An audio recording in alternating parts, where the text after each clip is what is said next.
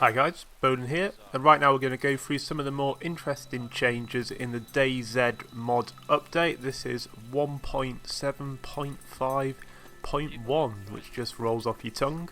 So the first thing which has been changed is some of the weapons. We're going to have a SA58P and a SA58V with some variants, a RCO and a CCO attachment. I think the RCO's got a grenade launcher plus a hollow sight on, and then the CCO's got your traditional hollow sight.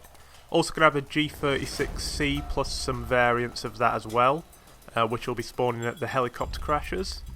And the final weapon change we can see is a M40A3, which is a new sniper rifle. It looks a bit like a M24 but with some camo netting, similar to the SVD camo. It'll have stuff like zero in, so it'll be a fairly capable sniper rifle, and that'll be one a lot of people will be looking for, and probably one you'll want to keep once you've got it.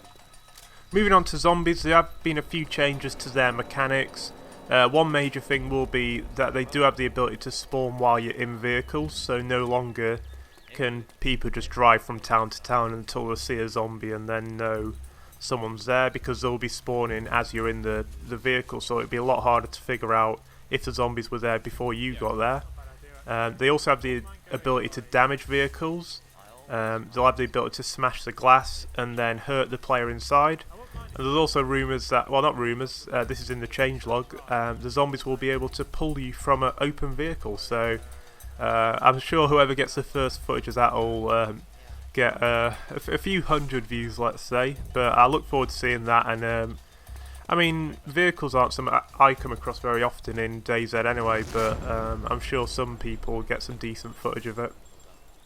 One thing which is making a return, which I'm actually pretty pleased is this, the monitor, which shows you how many zombie kills you've got and bandit kills, humanity, that sort of thing.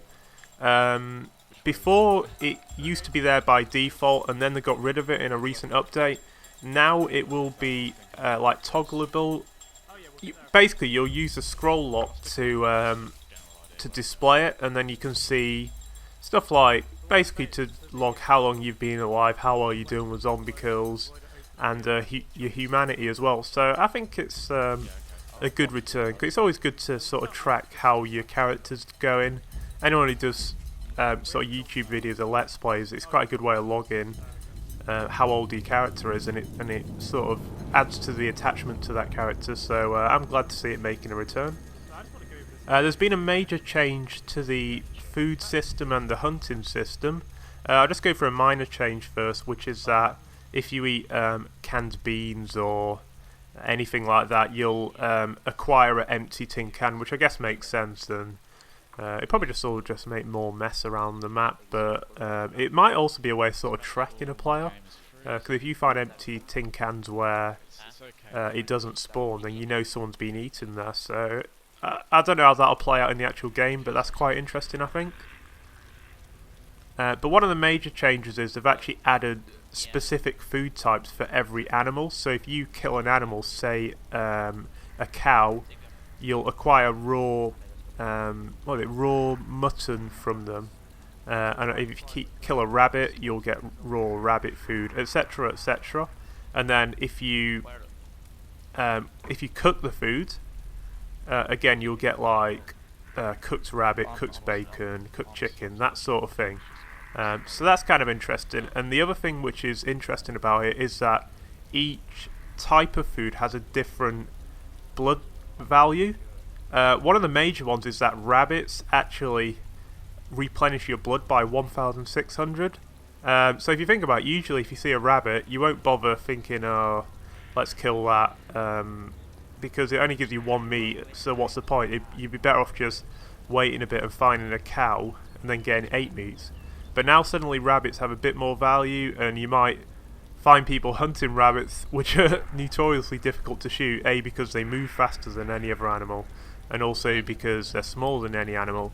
So they're going to give you 1,600 blood, and then stuff like beef or the cows will give you 600 blood. This is if you've cooked them. You can also eat raw meat, but they give you much lower values.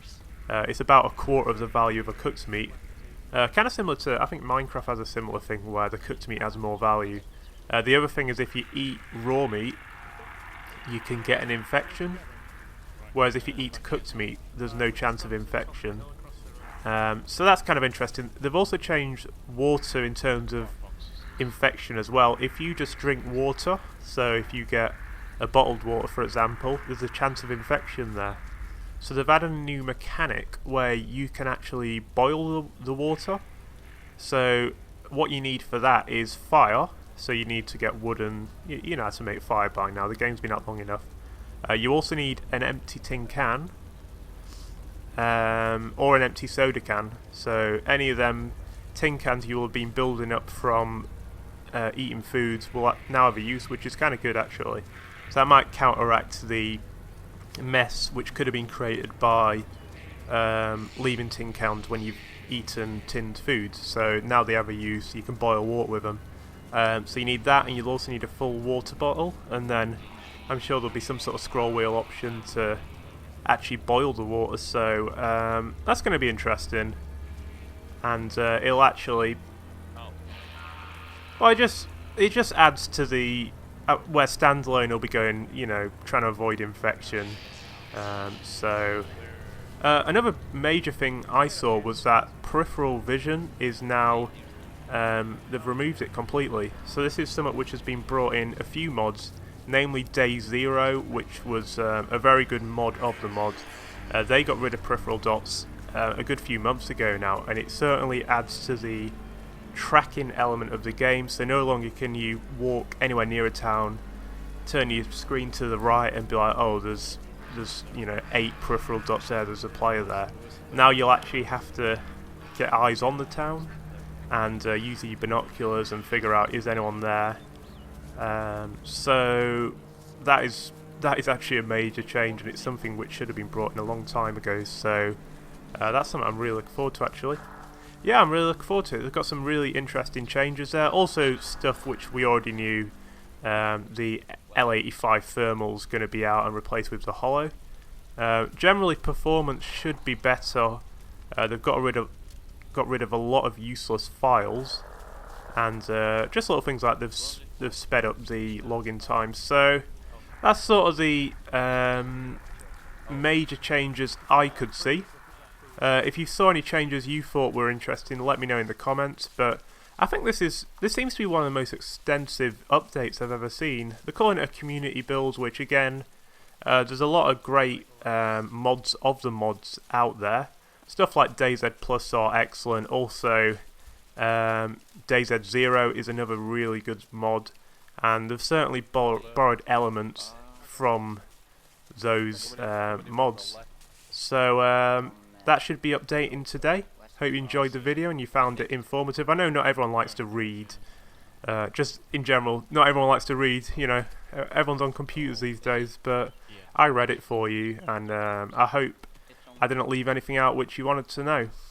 Oh, one last thing. Blood bags can now give you an infection. So yeah, you need to stock up on them antibiotics because you're going to get infected all the time by the looks of things.